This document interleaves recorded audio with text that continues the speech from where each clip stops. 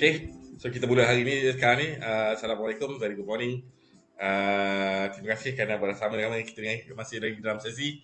Okay, hari ini kita nak cover bukan so much dalam kita punya topik kita. Saya harapkan you all dah buat pembacaan persediaan. Apa yang saya nak sharekan hari ini ialah kita harapkan supaya you all sudah bersedia. Dan kalau boleh minggu depan kita akan mulakan ujian yang kedua untuk kita tentukan kedudukan masing-masing dan pemarkahan dan seterusnya. Okay, so hari ini masih lagi saya dalam topik perbincangan yang assignment yang lepas. Okay, assignment yang lepas kita minta you all untuk hasilkan buku Okay, maklumat atau manual buku yang untuk bantu mana-mana pihak untuk belajar tentang isu-isu yang telah you all pilih. Okay, dan saya nampak ramai yang mula tidak pasti berkaitan dengan macam mana kita nak uruskan chapter 1, chapter 2, berapa chapter nak bubuh dan sebagainya. Okay, kita cuba rungkai kata-kata. Okay, yang permulaan kita nak pastikan, okay, kita hari tu dah pastikan that you all ada berapa chapter itu kita tetapkan.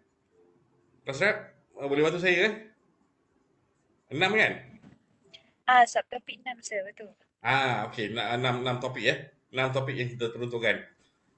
Dan ramai bila come to second topik tu dia tak pasti apa nak dibubuh. Okay. Now, seperti mana genre asasnya, kita tetapkan supaya topik yang kita bincangkan itu merangkumi keseluruhannya. Okay. So, kalau makna kata kita bincangkan tentang isu industri, katalah kita bercerita tentang pengangkutan. Okay. Kita ambil mudah, ambil isu pengangkutan. Okay. Pengangkutan. Jadi kita pertama sekali kita perkenalkan apa itu pengangkutan. Okay. Secara am, kita letakkan dalam tu subtopiknya akan ada di dalam chapter 1. Kita akan mula menerangkan tentang jenis-jenis pengangkutan yang ada. Okay. Jenis-jenisnya, penjelasan dia bagaimana. Secara asasnya apa operasinya. Okay. Dan kemudian dalam chapter yang kedua, kita sudah mula memilih kepada pengkhususan kepada satu jenis mode. Okay. So kalau kita katakan mode pengangkutan yang kita akan bincang, yang pertama ialah pengangkutan darat. Kita akan bincang pengangkutan darat tu macam mana. Okay. So apa dia punya komponen, detail dia bagaimana, kita akan terangkan di sini. Okay. Yang ketiga, chapter ketiga mungkin kita akan ceritakan tentang peranan pengangkutan dan juga peranan pengangkutan dan institusi kerjaan. Okay. Government agency. Okay. So dalam hal itu kita akan melihat bahawa untuk pentadbiran kawal selia berkaitan dengan pengangkutan darat, kita ada JPJ, kita ada beberapa agensi yang lain-lainnya yang bersifat untuk memastikan tentang keselamatan dan juga perkara-perkara lain berkaitan dengan pengangkutan darat. Okay. So we have JPJ to cover on aspects of safety. Okay. Kita ada institut seperti MIROS untuk memastikan keselamatan pengguna jalan raya. Okay, semua sekali tu tidak kira jenis pengangkutan kenderaan, kereta, bas dan sebagainya. Terus semua pengguna jalan raya yang terlibat. So MIROS ataupun Malaysia Institute for Road Safety. Okay. Malaysia Institute for Road Safety untuk memastikan kajian-kajian dibuat ataupun mewar-warkan tentang apa yang dimaksudkan sebagai safe user on the road. Okay. Apa keadaan dia. Okay. So termasuklah isu road rage ke apa benda yang berkaitan. Itu kemudian. Okay. So institusi lain mungkin akan melibatkan which is SPAT Okay, Suruhanjaya Pengangkutan Darat. Okay, yang mana mereka bertanggungjawab untuk memastikan supaya pengguna yang menggunakan sistem pengangkutan awam, okay, dikenakan cas yang berpatutan. Jadi isu pelesenan of sistem pengangkutan awam darat dikawasi oleh SPAT. Tapi sekarang ni saya rasa SPAT tak pun dimansuhkan. Jadi kita kena tengok apa yang terbaru sekarang ni. Okey. So langkah kedua mungkin chapter ketiga kita mungkin lihat dari segi topik berkaitan, kalau kita katakan berkaitan dengan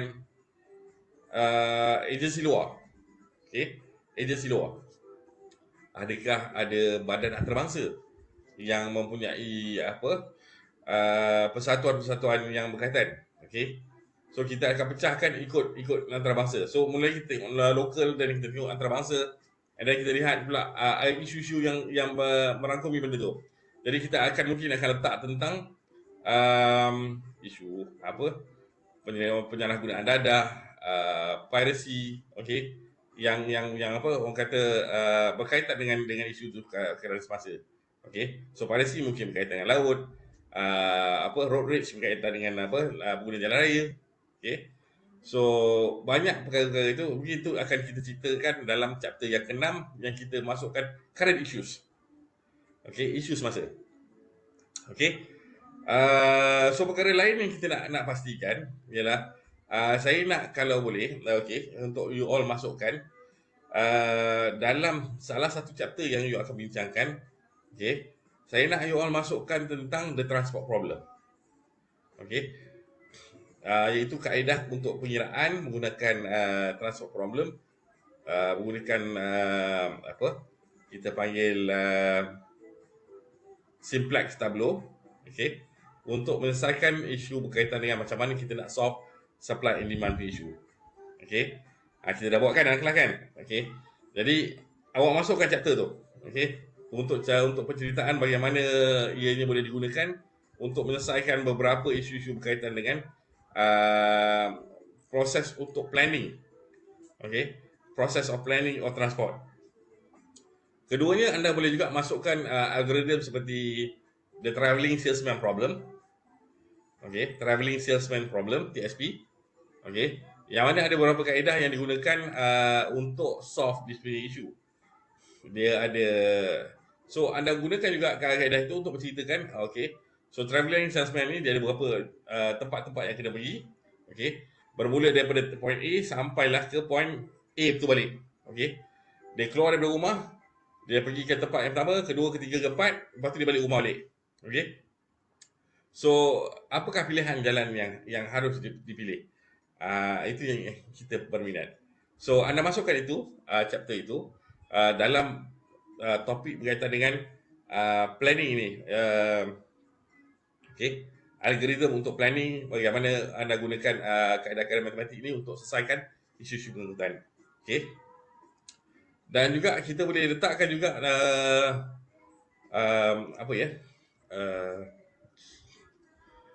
ada yang katakan tentang knapsack theory. Okey, ada yang katakan gunakan transport travelling salesman problem tu, dia ada beberapa method ya. Dia ada yang berkaitan dengan nearest neighbor.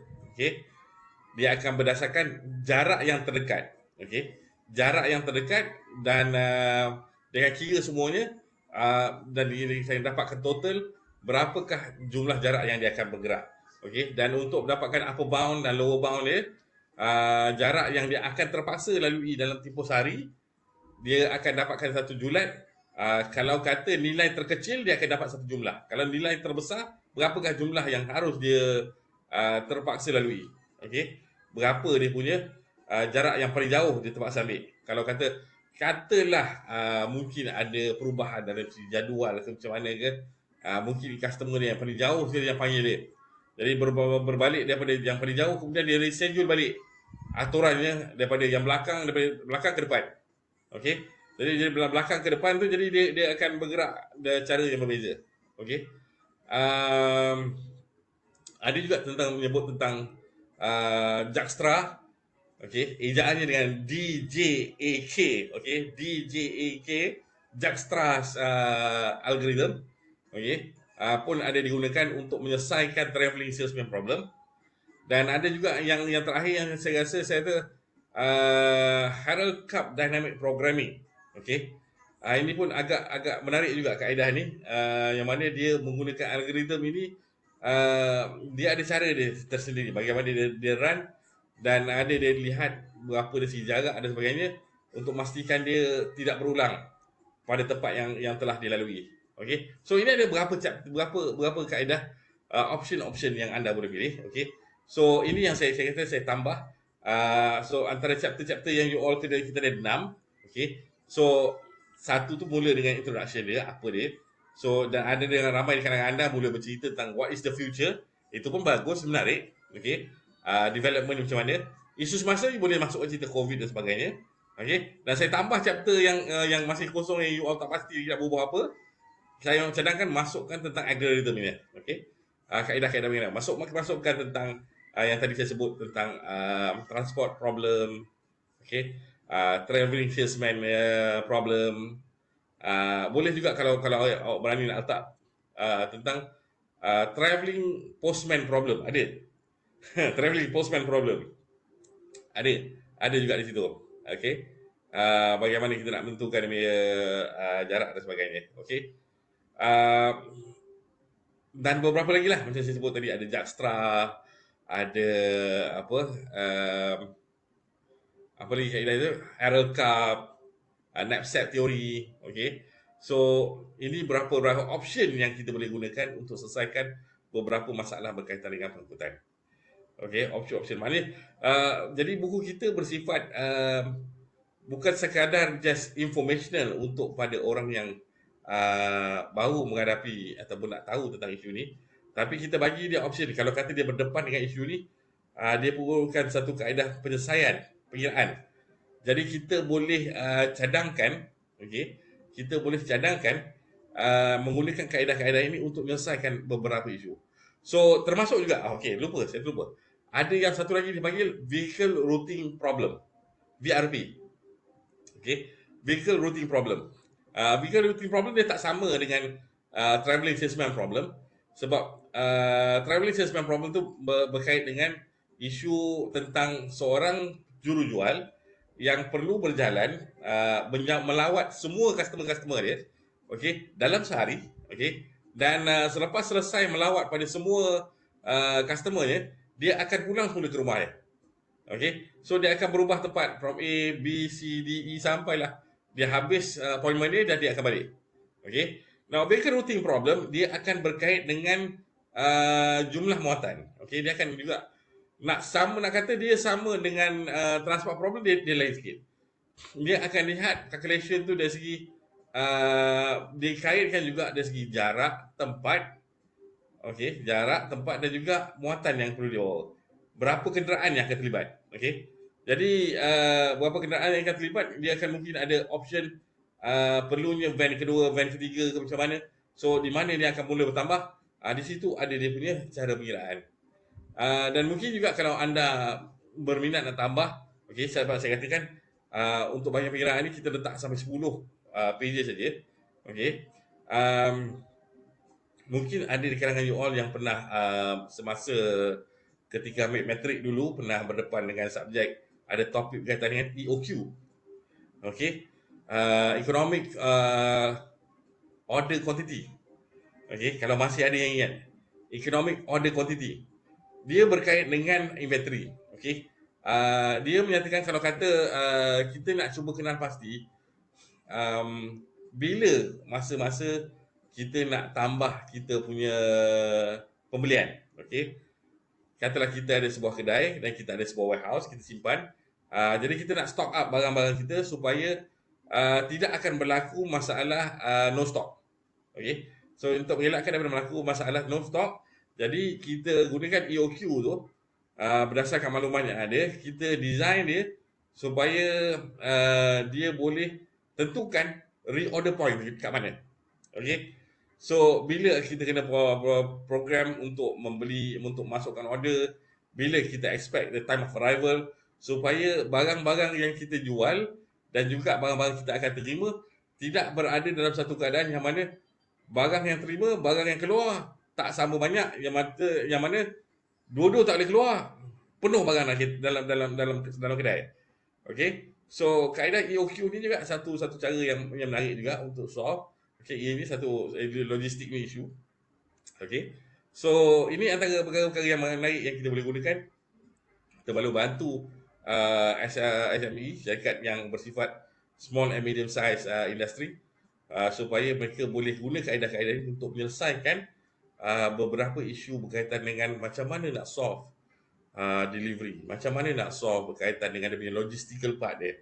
Okey, apa yang dia perlu tahu bila dia kena start planning untuk nak dapatkan dia punya material untuk sesuatu production. Kata dia buat apa, jual pinggan lah. Okey, so jual pinggan dia kena dapatkan daripada satu sumber. Okey, dia akan kena import barang-barang tersebut. Okey, dan dia akan involve dalam proses packaging, storage. Okey, dan juga mungkin akan ada berlakunya add value.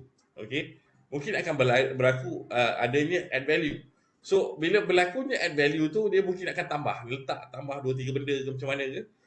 So add value tu membolehkan dia untuk menaikkan harga. Okey, untuk mendapatkan satu ruang pelaburan yang lebih. Okey, so ini yang kita kata produk dia tidak akan sama macam orang lain. Okey, walaupun orang lain jual pinggan, tetapi model bisnes dia bukan sekadar import, simpan, buat marketing dalam Shopee ataupun Lazada ke apa tu, Carousel ke apa benda kaedah dia buat. Okey, itulah platform untuk dapatkan customer. Tetapi apa yang dia buat ialah dia menambah nilai ke atas produk dia tu. Okey. Mungkin dia tambah, katalah kalau dia jual pinggan, apa benda dia tambah? Katalah dia masuk set cutleries, okey. Set apa ni? Sudu, garpu, ataupun chopstick ke apa benda yang berkaitan yang ataupun placemat. Okey. Placemat dekat tempat kita makan tu dia ada macam satu plastik yang kita bukanlah plastik. Ada yang plastik, ada yang buat dari gabus tebal sikit tu. Okey.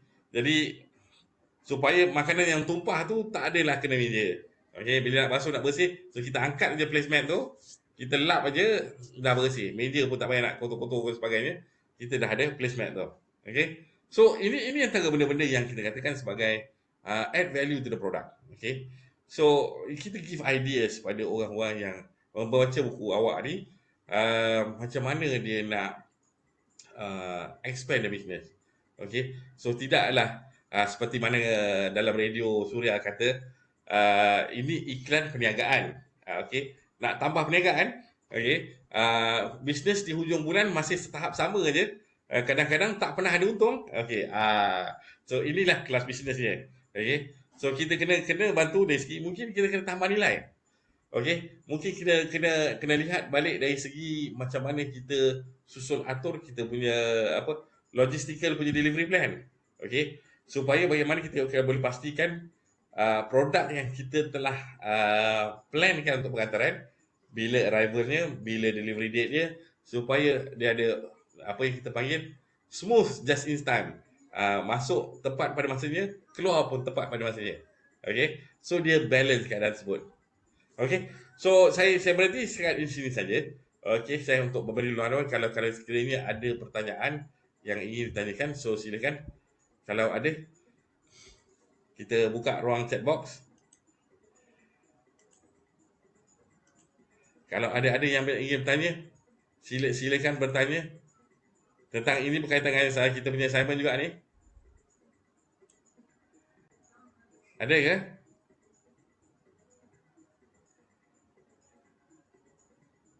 Tak ada, sir. Sure, tak ada. Okey. So kita akan cubakan keadaan ini supaya anda pun ada. So apa yang akan berlaku juga dalam sehingga penghujung semester ni. So sekarang ni kita nak next week akan ada ujian anda. Dan ini bahagian assignment yang saya nakkan you all siapkan. Okay, so the whole of until the end of the month kita akan hanya uruskan yang bahagian ini. Okay, so saya juga nak ingatkan exam kita ujian final kita bermula pada 3 hari bulan 7 pukul 9 pagi. 3 hari bulan 7. 3 hari bulan 7 tu hari apa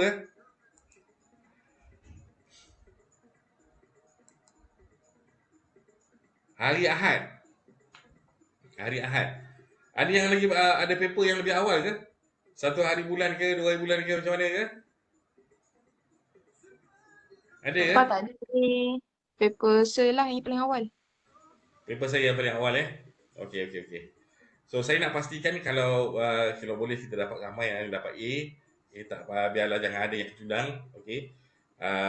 Kita akan bagi ruang untuk yang mana yang dapat rendah sangat tu, kita akan cuba tinggikan dalam masa terdekat ni. You all punya second test ni try to do your best, okey. Saya akan mula edarkan nantilah dalam minggu ni ataupun minggu depan saya akan edarkan dia punya markah untuk the first test tu macam mana. Okey, jadi you all boleh plan lah sikit-sikit lagi macam mana nak tambah markah supaya final exam tu nanti tak adalah yang terkacah teruk sangat dan sebagainya. Okey. Okey. So ada apa-apa lain pertanyaan lain. Okey, saya akan cuba masukkan video-video yang mana ada ni kalau boleh cepat masuk insya-Allah. Jadi kalau tak sempat tu saya tak pastilah macam mana nak buat tu. Saya minta maaf lah kalau kata tak sempat nak masukkan video-video yang sebelumnya sebab dia take time juga nak proses dalam YouTube tu. Okey. Ini pun pengalaman pertama saya. Okey. Guna video, guna YouTube dan sebagainya. Okey, ada lagi yang ingin bertanya? Apa-apa boleh letakkan dalam ruang chat box. Kalau segan nak bertanya dalam kelas. Yes. Tanya.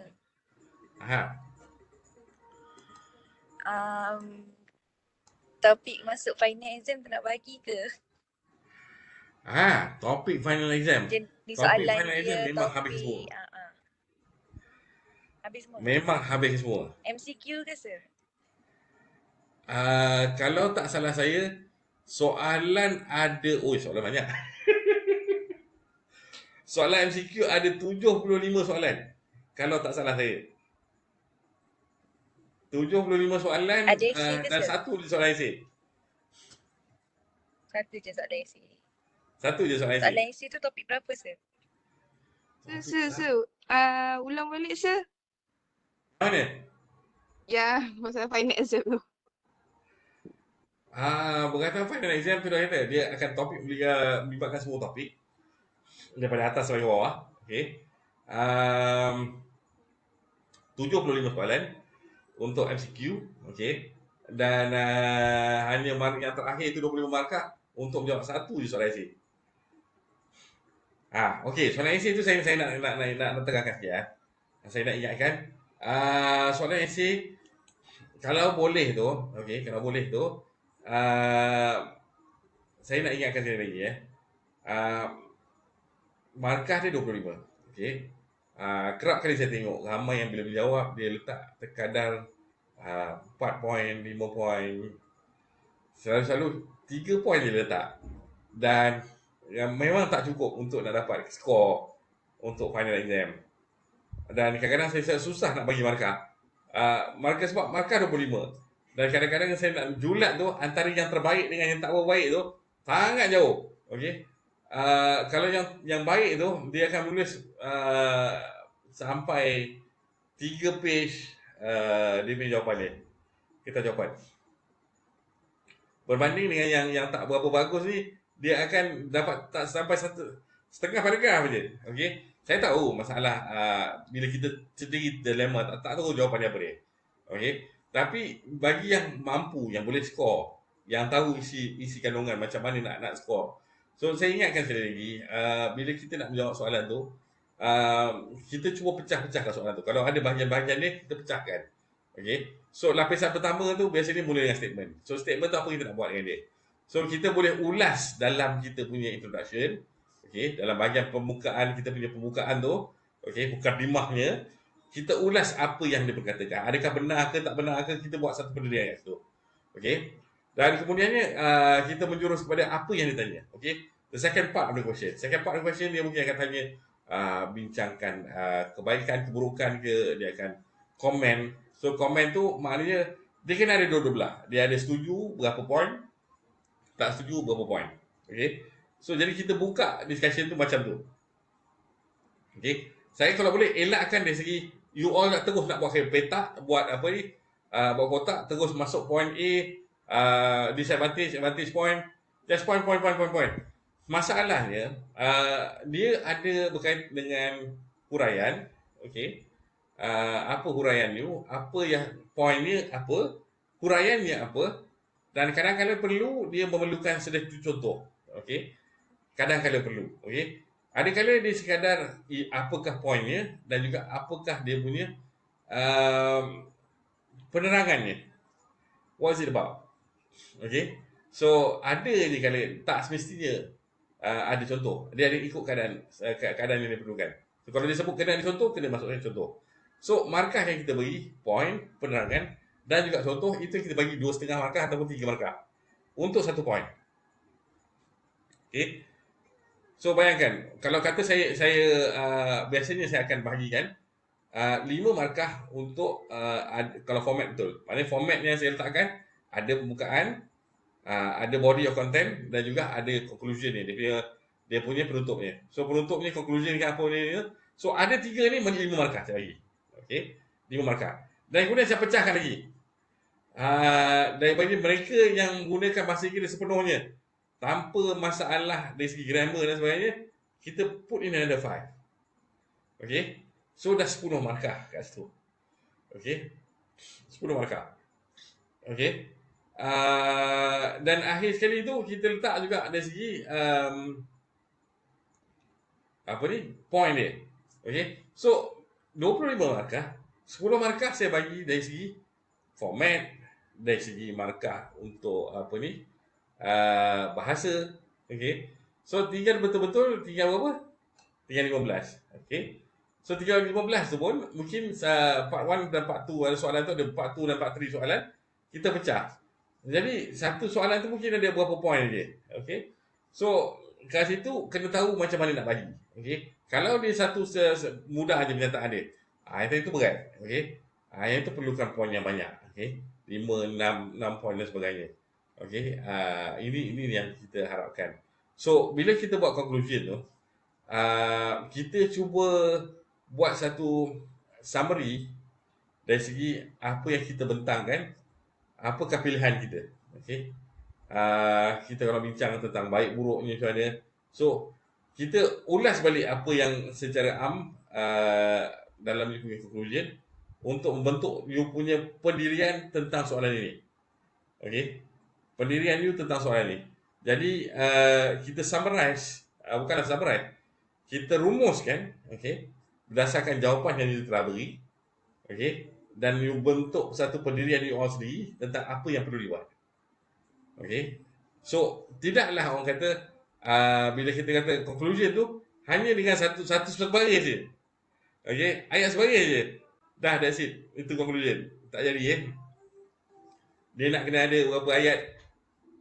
Kita pastikan untuk membentuk you punya pendirian macam mana. Okey. So berdasarkan finding yang you dah jumpa tu, apa kelebihan dan sebagainya, setelah menimbang dan kita buat satu keputusan. So itu yang kita nakkan. Okey. So harapnya bahagian lemah kita cuba atasi. Okey, cuba atasi dari segi kelemahan yang you all ada. Okey. Bukan dia kata main goreng aja. Okey, sampai hangus, kencah tak ada, mi pun tak ada, apa pun tak ada, tahu-tahu je hangus je. Okey. Masak angin. Okey, masak angin atau bawah angin terbakar. Okey. So janganlah begitu. Okey. So itu yang saya rasa kadang-kadang bila berdepan dengan pelajar yang bagi jawapan yang terlampau basic sangat. Dan sebab soalan final exam dia ada macam mana saya kata, sebab jumlah peratusan dia, okey, test 1, test 2 nilainya 15, so 30 markah. So okey, dan the last 40% datang daripada final exam. Okey. Dan 30 markah diperuntukkan untuk daripada assignment group. Okey. So anda boleh bayangkan, memang kaedah ni kaedah formatif yang kita gunakan, bukanlah satu kaedah summatif. Dari segi penilaian berterusan tidak berlaku sangat kat sini, sebab jumlah markah yang diperuntukkan untuk group assignment dan sebagainya terlampau sikit. Okey, bukan saya yang letak benda ni itu sebab program masa segi design dia memang dah letakkan begitu. Nilaian untuk assignment hanyalah sekadar 30% saja. Okey. So, saya pernah timbulkan perkara ni. Banyak isu berkaitan dengan kenapa markah ni terlampau tinggi sangat pada CLO 1. Okey, sebab kita format kita terlampau kuat sangat pada exam based, sedangkan dunia tak selalu berkaitan dengan exam. Okay, so dunia bukan selalu berkaitan dengan exam. Jadi kita nak lebih kepada in situ kind of knowledge. Bila berlaku suatu isu tu, kita tahu macam mana nak menangani. Itu yang paling penting, yang cara kita nak kena selesaikan isu. Okay, so saya harapnya mungkin dalam sesi yang akan datang mungkin kita akan boleh ubah semua tu supaya kita tidak terlampau fokuskan tentang exam based punya type of design. Okay, supaya penilaian berterusan ni banyak markahnya, orang boleh kumpul dari segi aktiviti sebagai individual assignment, and then there's a group assignment, dan akhirnya mungkin komponen untuk exam tu hanyalah sekadar 30% saja. Okay, itu saja daripada saya. Kalau ada lagi persoalan, ada lagi yang tanya?